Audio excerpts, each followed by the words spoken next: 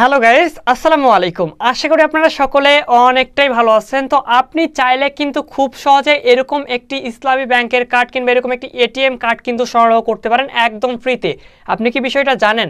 যদি না জেনে থাকেন আজকের এই ভিডিওটা পুরোপুরি সম্পূর্ণ দেখুন। আমি আপনাদেরকে দেখাবো কিভাবে এরকম একটি এটিএম কার্ড আপনি সংগ্রহ করতে পারেন একদম ফ্রিতে। এটি নেওয়ার জন্য কোনো প্রকার কোনো টাকা পয়সা আপনাদের কিছু পে করতে হবে না, ঠিক আছে?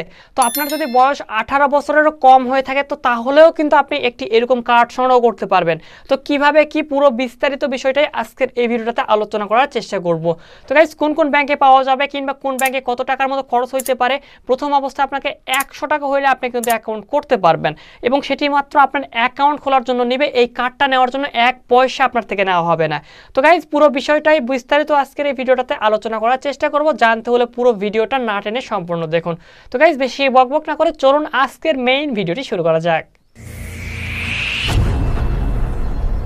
So welcome back guys. এরকম একটি কার্ড পাওয়ার জন্য অবশ্যই আপনাদের একটি ব্যাংক অ্যাকাউন্ট থাকতে হবে। তো আপনি যে কোনো ব্যাংকে করতে পারেন, যে ব্যাংকগুলোতে এটিএম বোর্ড থাকে তো সেই ব্যাংকগুলোতে আপনি কিন্তু করলে এই কার্ডটি পেয়ে যাবেন, ঠিক আছে?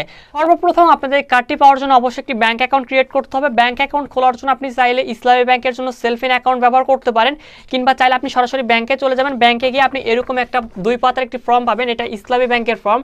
তো এরকম একটি ফর্ম আপনি কিন্তু পূরণ করে খুব সহজে একটি ইসলামী ব্যাংকে অ্যাকাউন্ট খুলতে পারবেন। তো আপনি ব্যাংকে গেলে কিন্তু খুব সহজে তারা অ্যাকাউন্ট খুলে দিবে, ঠিক আছে? এবং অ্যাকাউন্ট খোলার পর আপনাদের জন্য আবশ্যক হবে যে আপনার একটি অ্যাকাউন্টে কিন্তু টাকা দিতে হবে 100 টাকা। আপনি যদি এমনি নর্মাল একটি অ্যাকাউন্ট খুলতে চান, আপনার বয়স যদি 18 বছরের বেশি হয়ে থাকে, এনআইডি কার্ড হয়ে থাকে, তাহলে আপনি কিন্তু 600 টাকা জমা করে ব্যাংক অ্যাকাউন্ট খুলতে পারবেন। যে টাকাটা শুধুমাত্র ব্যাংকে জমা দিতে হবে, ওইটা কিন্তু আপনাকে আর ফেরত দেওয়া হবে না, ওই টাকাটা ওখানে থেকে যাবে, ঠিক আছে? আপনার কিন্তু 1 টাকাও লাগতেছে না ব্যাংক অ্যাকাউন্ট খোলার জন্য, ওটি শুধুমাত্র ব্যাংকে জমা থাকবে, সেই জন্য ওটা নিবে তারা। এবং আপনি যদি চান এখানে ইসলামী ব্যাংকে আপনি যদি স্টুডেন্ট আইডি খুলতে চান, স্টুডেন্ট আইডি খোলার জন্য আপনাকে মাত্র 100 টাকা জমা দিতে হবে। তো যেটা আমি যদি আপনাদেরকে একটু দেখানোর চেষ্টা করি, এখানে আপনারা দেখতে পারবেন, জাস্ট আপনাদের 100 টাকা দিলেই কিন্তু আপনি ইসলামী ব্যাংকে একটা অ্যাকাউন্ট খুলে ফেলতে পারবেন খুব সহজেই। এবং 100 টাকা জমা দিয়ে আপনাকে কিন্তু ইসলামী ব্যাংকে একটি স্টুডেন্ট আইডি খুলে দেওয়া হবে, স্টুডেন্ট অ্যাকাউন্ট খুলে দেওয়া হবে। স্টুডেন্ট অ্যাকাউন্ট খুলে দেওয়ার পর আপনি কিন্তু আপনার স্টুডেন্ট অ্যাকাউন্ট থেকেই এরকম একটি ইসলামী ডেবিট কার্ড আপনি কিন্তু সংগ্রহ করতে পারবেন, ঠিক আছে? ইসলামী ব্যাংকের আপনাদেরকে যদি আমি এটা দেখাই, যেটা ইসলামী ব্যাংকের একটি কার্ড, জাস্ট আপনারা দেখতে পাচ্ছেন এখানে লেখা আছে ইসলামী ব্যাংক লিমিটেড, ঠিক আছে? তো ইসলামী ব্যাংক থেকে আপনি কিন্তু এটা সংগ্রহ করতে পারেন, কিংবা বিভিন্ন ব্যাংকে আপনি কিন্তু এই কার্ডটি পেয়ে যাবেন একদম ফ্রিতে। এই কার্ড নেওয়ার জন্য কোনো চার্জ নেই। তবে ইসলামী ব্যাংকে জাস্ট এই কার্ডটা যদি নর্মাল আপনি ব্যবহার করেন, এটা বাৎসরিক চার্জ প্রায় 460 টাকা মনে হয় নিবে, জাস্ট আপনি যদি 1 বছর এই কার্ডটা রাখেন। তো এই কার্ডটার মেয়াদ হচ্ছে 5 বছর, ঠিক আছে? আর আপনি যদি স্টুডেন্ট অ্যাকাউন্ট খোলেন তাহলে কিন্তু আপনার কার্ডের কোনো প্রকার কোনো চার্জ দিতে হবে না, আপনি একদম কার্ডটি ফ্রিতেই পেয়ে যাবেন। এবং প্রথম অবস্থায় মাত্র 100 টাকা দিয়ে কিন্তু আপনি অ্যাকাউন্ট খুলে এরকম একটি ইসলামী ব্যাংকের ডেবিট কার্ড কিংবা একটি ব্যাংকের কার্ড আপনি সংগ্রহ করতে পারবেন। সো গাইস, আশা করি পুরো বিষয়টাই বুঝতে পারছেন। সংক্ষেপে আমি আপনাদেরকে বলার চেষ্টা করি যে আপনাদের কি কি কাগজপত্র লাগবে। সো প্রথম অবস্থায় আপনার একটি নমিনি লাগবে। নমিনি মানে আপনার ব্যাংক অ্যাকাউন্ট, আপনার মৃত্যুর পর আপনার সম্পত্তির মালিক সে হবে।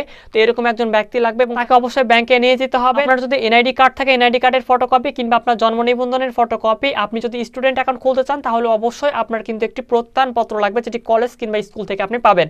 এই কয়টা জিনিস হইলে আপনি কিন্তু খুব সহজে একটি ইসলামী ব্যাংকে অ্যাকাউন্ট খুলতে পারেন। বিভিন্ন ব্যাংকের ক্ষেত্রে একটু উল্টাপাল্টা হইতে পারে, কোনো কাগজপাতি কম বেশি লাগতে পারে। তো আপনি ব্যাংকে গিয়ে আপনি সেখানে যদি হেল্প ডেস্ক থাকবে, হেল্প ডেস্কে যদি আপনি যে বলেন সেখানে কিন্তু আপনাদেরকে সমাধান দেওয়ার চেষ্টা করবে, কিংবা সেখানে আপনার কি কি প্রয়োজন কিংবা আপনার যেই সমস্যাটার জন্য যাবেন সেই সমস্যাটা তারা সমাধান দিবে।